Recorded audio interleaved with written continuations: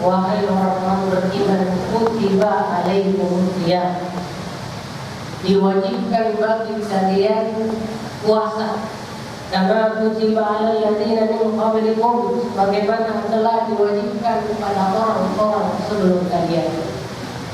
Kita lihat Bapak sekalian bahwa tujuan dan target besar daripada puasa adalah la'allakum tattaqun, agar kata Allah kalian bisa mencapai derajat ketakwaan.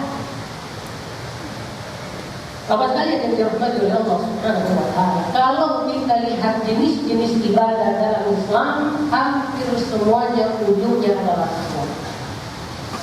Kita lihat misalnya ketika salat, Allah menyatakan inna sholata tanha 'anil fahsya'i wal munkar, bahwasanya salat mencegah dari perbuatan keji dan munkar. Kita tahu bahwa takwa ada yang mengartikan yaitu melaksanakan perintah dan mencegah, menghindari larangan. Dan salat di sini berfungsi demikian. Manakala kemudian kita melihat haji, kita lihat juga tujuannya adalah takwa Allah Subhanahu wa taala. Di surah Al-Baqarah Allah sebutkan, wa tazawwadu, kalian berbekallah, fa inna khairaz zadi taqwa, bahwa bekal yang terbaik untuk haji selain bekal fisik adalah at-taqwa, yaitu keikhlasan dan ketulusan kalian menghadap Allah Subhanahu wa taala. Yang mana? Sekarang kita lihat bagaimana di kurban. Allah Subhanahu wa taala juga menyatakan bahwa kurban juga adalah takwa. Di Al-Quran Allah katakan la yanalallaha luhumuha, wahai orang-orang musyrik, la yanalallaha luhumuha, tidak bakalan sampai ke Allah adalah daging daripada kurban kalian itu. Wala dima'uha, tidak pula kemudian darahnya. Ayat ini kenapa bunyinya seperti ini jemaah? Sebelum Rasulullah diutus, orang-orang musyrik yang masih melanjutkan sisa-sisa agama Nabi Ibrahim, manakala kurban, mereka sembelih, darahnya dikumpulin di sebuah wadah. Setelah itu pun dagingnya habis, kemudian dipisahkan dari tulangnya. Mereka kemudian mengumpulkan ke Ka'bah, seolah-olah itu adalah persembahan atau persembahan.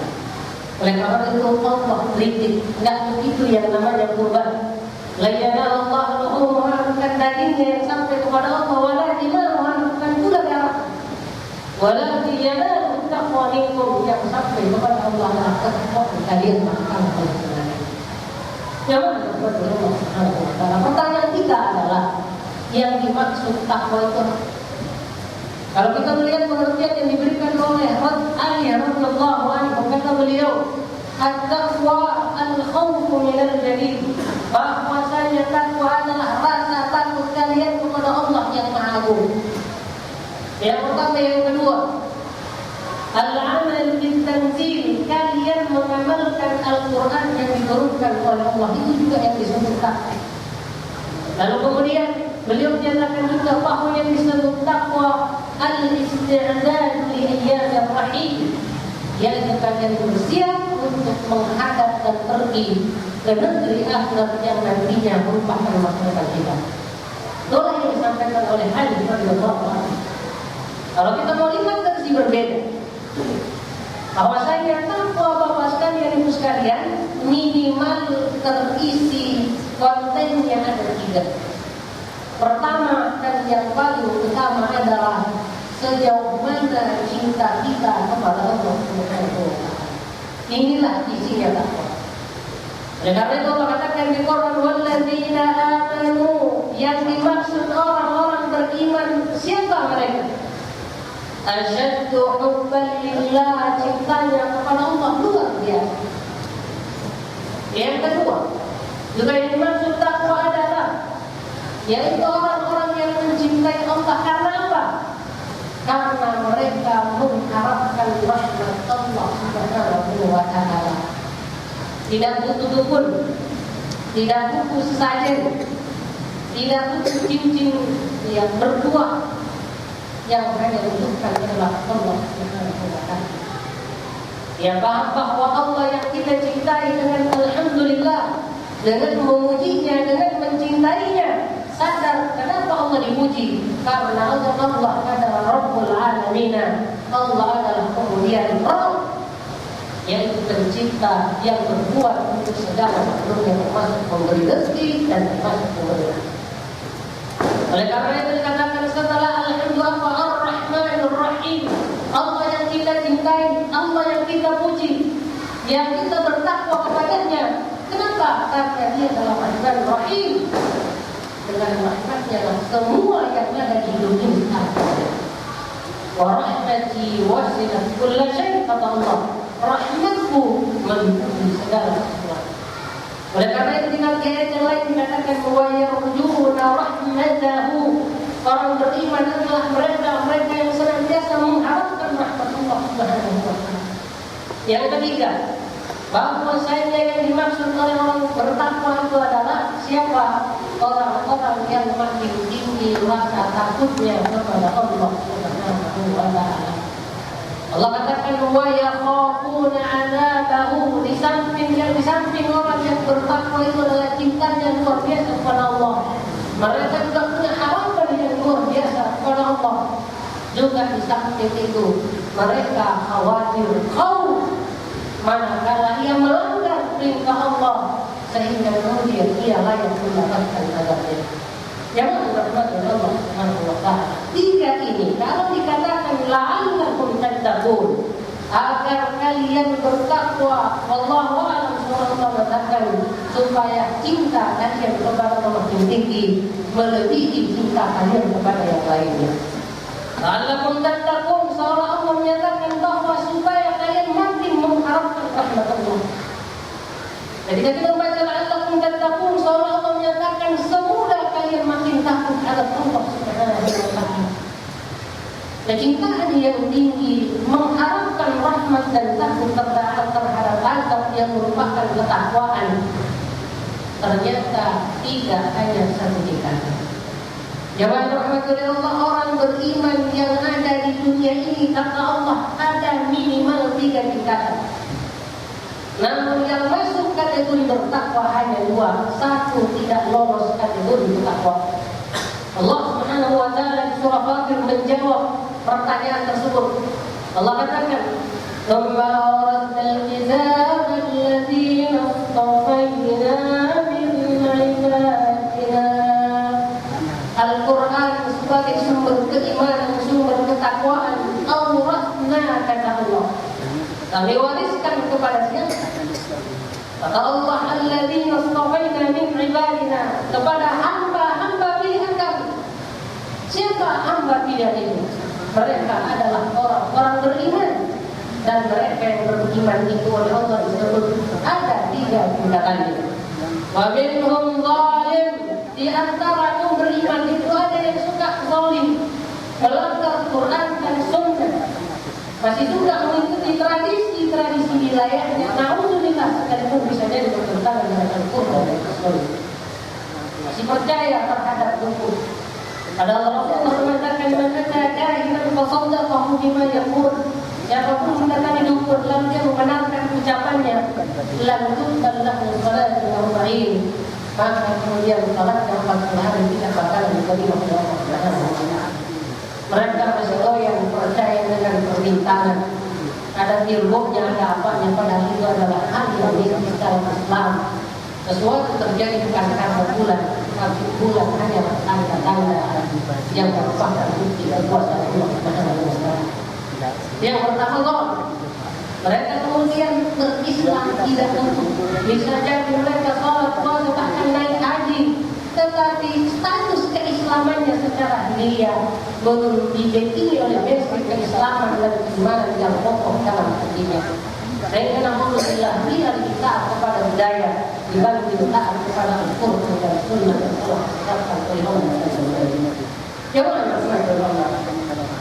Yang kelas kedua, Allah katakan, "Faminhum muqtasid." Di antara yang beriman itu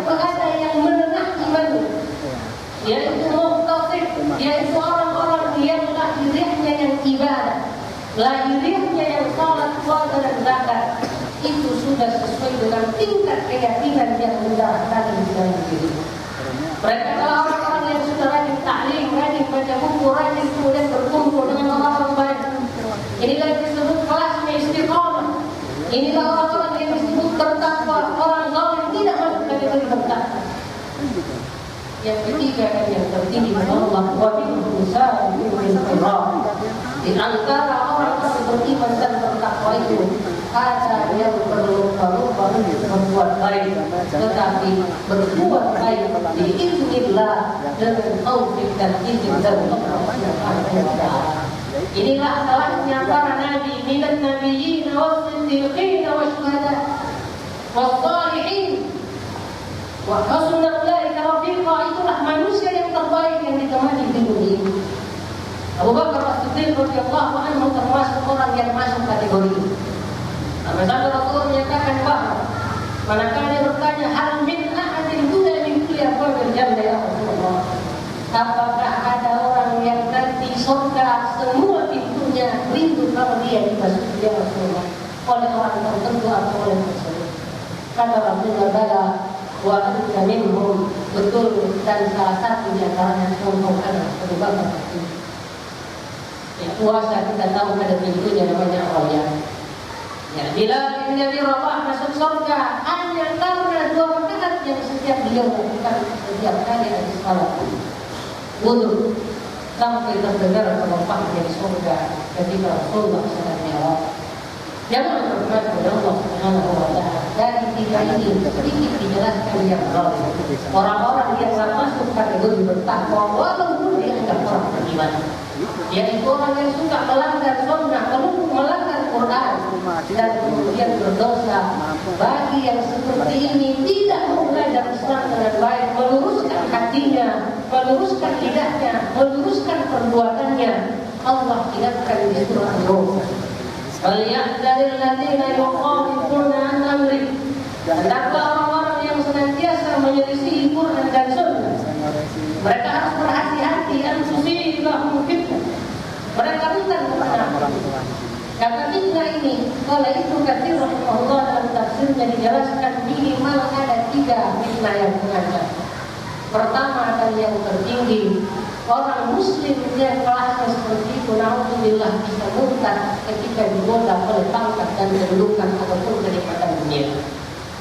Agamanya bisa jauh. Naudzubillah. Kenapa? Karena agama bagi dia sekedar hiasan dan pakaian yang mudah itu. Murtad, naudzubillah. Yang kedua, kalaupun tidak murtad karena tidak menjadikan agamanya sebagai yang istimewa, sangat mungkin dia menjadi orang-orang yang munafik.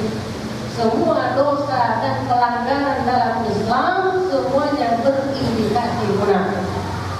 Oleh karena itu kemudian munafik ada 2, ada munafik i'tiqadi secara akidah, ada munafik amali. Kelas yang seperti ini bukan dengan munafik secara amal. Apa itu? Ayatul munafik salah satu antaranya idza tumina qana, manakala diberi amanah suka berkhianat.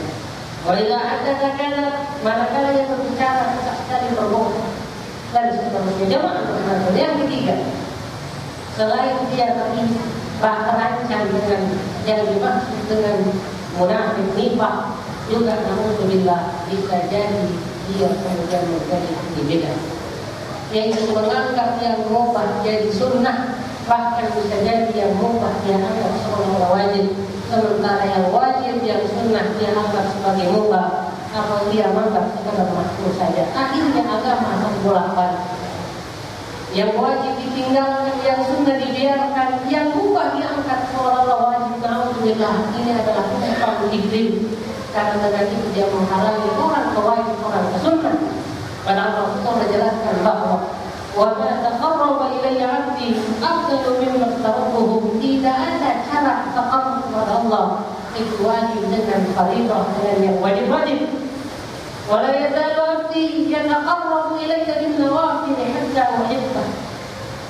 Senantiasa hambaku mendekat kepada dengan amalan yang sifatnya sunnah sampai aku mencintai.